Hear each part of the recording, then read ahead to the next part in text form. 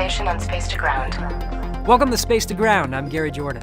This week, cargo makes its way to the International Space Station in the fast lane. The Russian Progress 72 lifted off from the Baikonur Cosmodrome on Thursday, loaded with 3 tons of food, fuel, and supplies.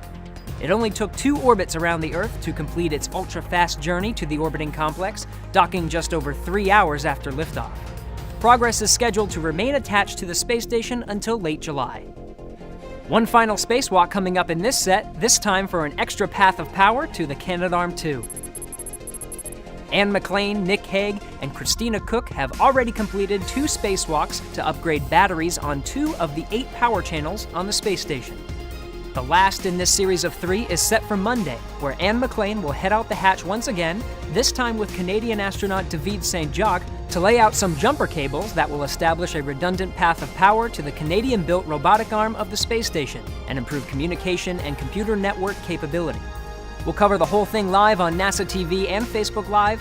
Join us on April 8th. This week's question comes from Jennifer, who asks why astronauts wear gloves during spacewalks. They're an essential part of the spacesuit, maybe more than you might think. We might call it a spacewalk, but there's pretty much no walking involved. All of the movement across the outside of the space station, all of the tool handling, really the most important tasks in a microgravity spacewalk are conducted with these gloves.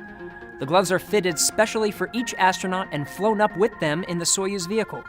The spacesuits are pressurized to a low 4.3 psi to make squeezing their hands in the gloves a bit easier, even though it's still pretty tough.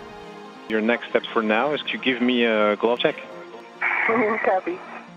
Listen in to the spacewalk on Monday, and you might hear glove checks throughout the planned 6.5-hour run. These are to validate the integrity of this critical spacesuit component. Keep sending in your questions using the hashtag #SpaceToGround.